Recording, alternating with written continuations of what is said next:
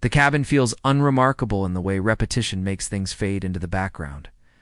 Engines murmur steadily. Screens glow soft blue. Coffee cups tremble faintly as the aircraft moves through calm air. United Airlines Flight 237 crosses an expanse of desert sky. And nothing about the moment hints that it will matter later. Elena Ward sits alone in seat C12A by the window, her hands resting loosely in her lap. Her posture is straight, without being rigid habit, not effort. She wears plain clothes that make no attempt to explain her, and scuffed boots planted flat on the floor. The worn leather draws occasional glances from the man beside her. The businessman in C1B looks down, then away. His gaze keeps returning to the faint scars along her forearm, to the way she never shifts or fidgets. He types on his laptop, pauses, then types again, unsettled. A flight attendant stops briefly, efficient and courteous. Coffee is offered. Elena nods once. Black. No small talk. The attendant moves on, sensing something closed, but not hostile. No one speaks. No one needs to. Elena notices everything. The looks, the distance, the unspoken assumptions, and responds to none of it. She never does. Then the captain's voice cuts through the cabin. "Ladies and gentlemen, this is your captain speaking. Please remain seated. We've been informed that 2 Air Force fighter jets are now escorting our aircraft." A practiced pause follows. Then the flight continues, as if nothing has changed. Elena doesn't look toward the window when the announcement ends. Her eyes stay forward, fixed on nothing, letting the engine's low hum settle into her chest. Her breathing remains slow and controlled, the way it learned to be years ago. Panic moves around her like weather, never touching skin. Exhaustion lives deeper, not the kind sleep fixes. The kind earned from months of learning how to exist without a mission, without a team behind her, without the clarity of knowing exactly where she belongs. Retirement was supposed to feel like relief. Instead, it feels like standing in the wrong uniform on the wrong side of a locked door. She hadn't wanted to travel under her real name. She'd argued once, quietly.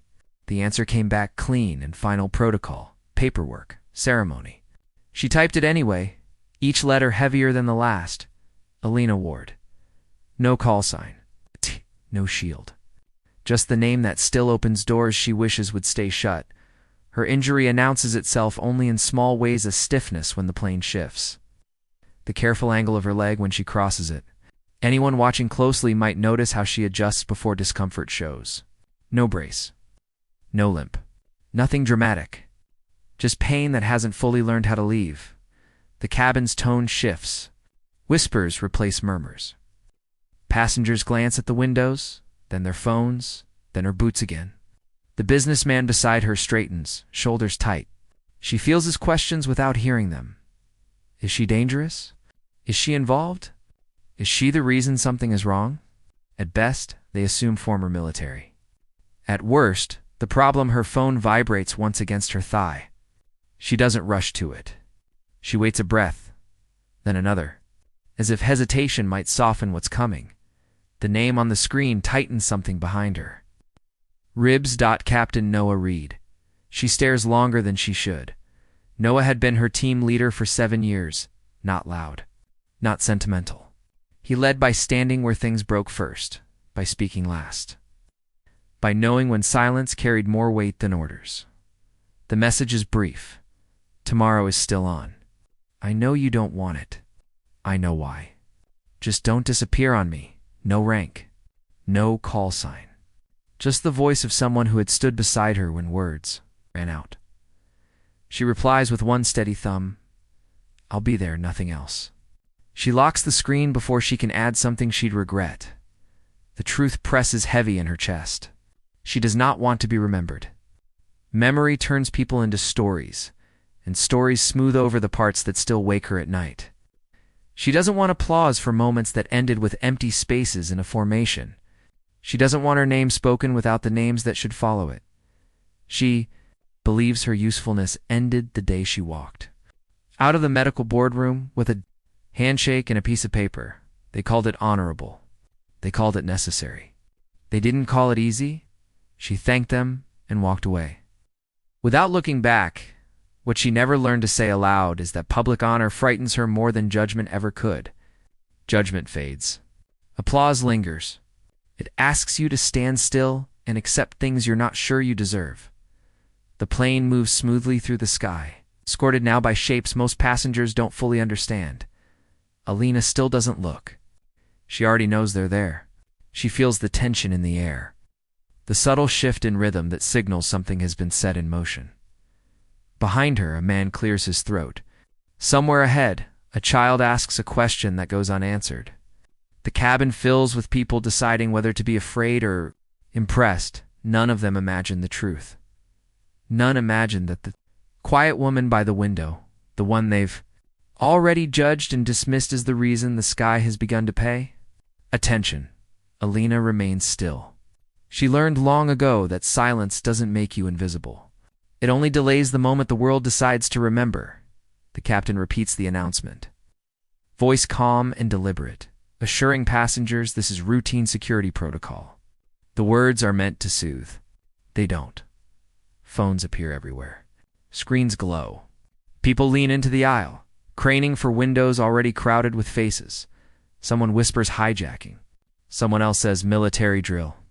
A woman laughs sharply, then stops when no one joins her. Fear searches for a shape. It doesn't find one. Elena stays seated. She doesn't reach for her phone.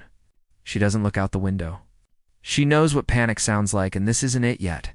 This is confusion, waiting for permission to become worse.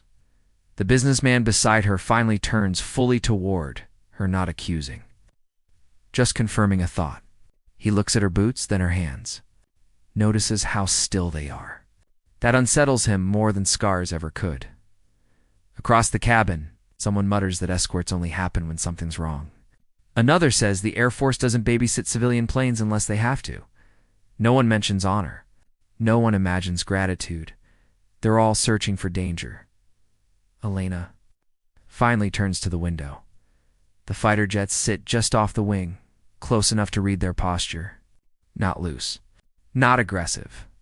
Their spacing is precise, disciplined, protective. This isn't a response to a threat inside the aircraft.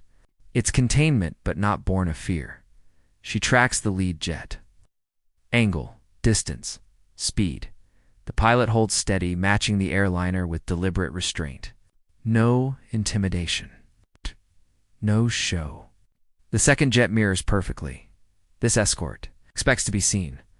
Her jaw tightens slightly. This isn't routine. The cabin grows louder as silence fractures. A man stands 2 rows up and is firmly told to sit. A flight attendant moves through the aisle, smile stretched thin, repeating the same phrases. Please remain seated. Everything is under control. Elena feels the shift before it happens. Attention stops scattering. It begins to circle. She's known rooms like this seconds before truth breaks through the surface. She pulls her phone out at last. Screen angled low. She doesn't use the open network. She opens a secure channel untouched for months. The contact answers immediately. Maya. Lieutenant Colonel Maya Chen's voice comes through clean and direct. Where are you? Commercial flight. San Diego to Washington. Being escorted. Pause. Short, but telling. That's not routine, Maya says. Not for that airspace. Not like that. Elena watches the jet hold position. Then what is it? Another pause. Then a slow exhale. I'm checking. Stay where you are. The word stay almost makes her smile. Around her, tension tightens. Someone whispers, the jets are getting closer. They aren't. They've been the same distance the whole time. Fear doesn't care about accuracy. The businessman finally speaks. Do you think we're in danger? Elena meets his eyes for the first time. No. The certainty unsettles him more than it comforts. He nods anyway and looks away. Her phone vibrates again. I need to ask you something, Maya says, tone sharpened. Are you flying under your real name? The question lands heavy. Elena looks back at the sky, at the jets holding formation. Yes, Maya swears softly. That explains it. Explains what? Another pause. Longer now. Your name is flagged, Maya says carefully. Not as a threat. As a priority, high-value protective protocols. Something hollows out in Elena's chest. I'm retired. Tired doesn't erase you, Maya replies. Not from joint databases. Not after everything. Everything, the word people use when they don't want to list names. The cabin swells again with overlapping voices. Phones film. Someone laughs too loudly. Somewhere behind her, a woman begins to cry. If your name came up, Maya continues, this escort isn't about what might happen. It's about making sure nothing does. I didn't ask for this, Maya says. But the system doesn't care what you ask for. It cares what you represent. Elena ends the call without ceremony. Knowing more won't help. It only makes the truth heavier. The cabin quiets, not because fear is gone, but because curiosity replaces it. Eyes drift toward her again, no longer suspicious but calculating.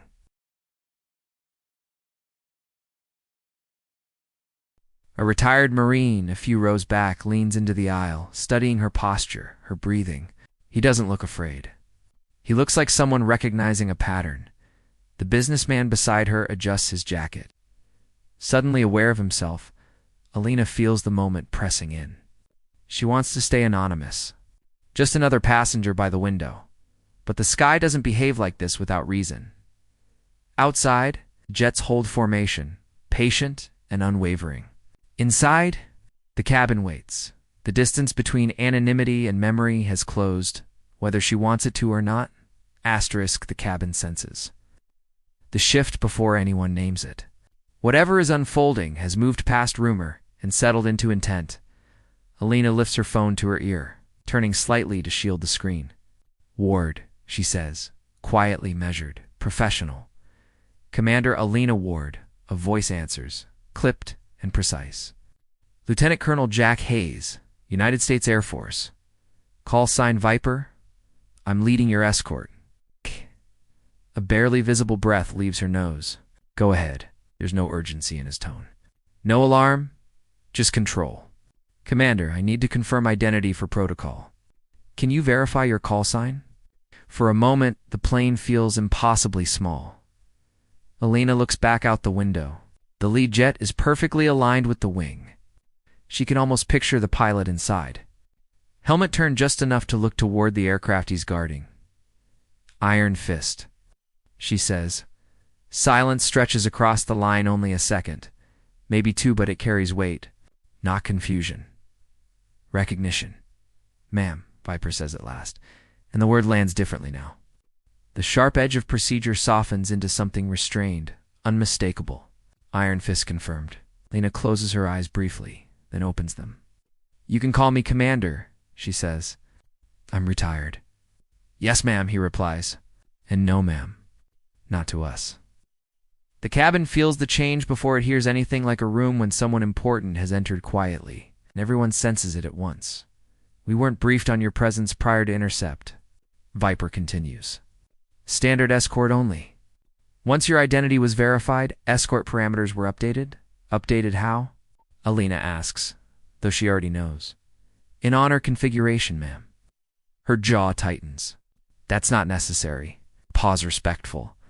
With permission, Iron Fist, Viper says gently, it absolutely is. Outside, movement draws every eye. Another pair of fighter jets slides into formation clean. Synchronized, taking position farther out before easing inward with deliberate precision. Phones lower. Whispers stop mid-sentence. Panic drains away, replaced by something heavier, almost reverent. People aren't bracing anymore. They're trying to understand scale. The businessman beside Elena stares out the window, frozen. Slowly, he turns toward her. He doesn't speak. He doesn't need to. Viper's voice returns, quieter now, meant only for her. Ma'am, if I might, it's an honor to fly with you today. Elena says nothing. We studied your operations at Nellis Ramadi Mosul. Work that never made it beyond closed rooms, continues. Your call sign isn't a nickname to us. It's a reference. Elena shifts slightly, adjusting her leg. You don't need to do this, ma'am, Viper replies softly. We don't do this for just anyone. The formation tightens again, unmistakably ceremonial now. Not a wall, but a frame. The jets hold position with the discipline reserved for parades, funerals, and moments meant to be remembered. Inside the cabin, silence spreads naturally. A flight attendant pauses mid-step, eyes wide but steady, glancing from the window to Elena as if checking alignment. 2 rows back, the retired Marine straightens fully. He isn't guessing anymore. He's waiting. Elena keeps the phone to her ear. "Viper? This is a civilian aircraft." "Yes, ma'am." "And you're a civilian passenger," he replies. "But you're also Iron Fist. Both can exist at the same time." She closes her eyes again longer now. When she opens them, moisture threatens, but doesn't fall. Not here. Not now. The call ends cleanly. Elena lowers the phone to her lap. The plane keeps moving forward, but emotionally everything has shifted. Where fear once pressed, gravity settles. People aren't afraid anymore, just cautious, curious, respectful, without knowing why. Someone whispers, "Who is she?" No one answers. A child asks his mother why the jets look like they're protecting them. She hesitates, then says, "Maybe they are." The businessman clears his throat. "Ma'am," he stops, unsure what word belongs next. Elena doesn't look at him. She doesn't need to. The cabin feels smaller now, not from fear, but from focus. Attention has narrowed. People watch her without staring, sensing boundaries they don't want to cross. Flight attendants move more deliberately. One pauses near Elena's row, nods once, and moves on without a word. Outside, jets remain flawless and patient. This is no longer just about safety. This is recognition in motion. Elena believes she no longer matters. She's believed it since the day she turned in gear, still warm from places she never returned to. She built her life around that belief carefully. Brick by brick, the system does not share it. The cabin waits, no longer asking what's happening, but quietly, almost reverently asking the only question left: who would command this kind of sky? The answer comes without drama. A flight attendant stops beside her row, posture straight, voice lowered instinctively. "Ma'am," she says, "the captain asked me to let you know the Escort is for you." Elena looks up and gives a small nod. That's all it takes. Asterisk. The call ends cleanly. Elena lowers the phone to her lap. The plane keeps moving forward, but emotionally everything has shifted. Where fear once pressed, gravity settles. People aren't afraid anymore, just cautious, curious, respectful, without knowing why. Someone whispers, "Who is she?" No one answers. A child asks his mother why the jets look like they're protecting them. She hesitates, then says, "Maybe they are." The businessman clears his throat. "Ma'am," he stops, unsure what word belongs next. Elena doesn't look at him. She doesn't need to. The cabin feels smaller now, not from fear, but from focus. Attention has narrowed. People watch her without staring, sensing boundaries they don't want to cross. Flight attendants move more deliberately. One pauses near Elena's row, nods once, and moves on without a word. Outside, the jets remain flawless and patient. This is no longer just about safety. This is recognition in motion. Elena believes she no longer matters. She's believed it since the day she turned in gear, still warm from places she never returned to. She built her life around that belief, carefully, brick by brick. The system does not share it. The cabin waits, no longer asking what's happening, but quietly, almost reverently asking the only question left: who would command this kind of sky? The answer comes without drama. A flight attendant stops beside her row, posture straight, voice lowered instinctively. "Ma'am," she says, "the captain asked me to let you know the Escort is for you." Elena looks up and gives a small nod. That's all it takes. The businessman pulls out his phone and types her name. "Elena Ward." He scrolls, stops, scrolls again. His expression changes confusion to focus to disbelief held tightly in check. He tilts the screen toward the woman across the aisle. She leans in. Her eyes widen. The realization spreads seat by seat. No headlines. No spectacle. Just declassified references, blurred photos, dates without detail enough for those who know how to read between lines. The cabin stills. 2 rows back, the older man in the faded cap stands. He moves with care, stepping into the aisle and stopping beside Elena's row. Sergeant Thomas Hale, United States Marine Corps, retired, he says clearly. Desert Storm, Fallujah, he meets her eyes. I don't know the details. I don't need them. I just wanted to say thank you not for heroics, but for discipline. For the ones who came home because someone held the line, Elena stands exactly when respect requires it. Hale raises his hand in a crisp salute. She returns it without hesitation. Muscle memory carries her through clean and perfect. The exchange lasts a second. It changes everything. No one speaks. Phones lower. Even the engines seem quieter. Elena sits. Hale nods and returns to his seat. The intercom clicks softly.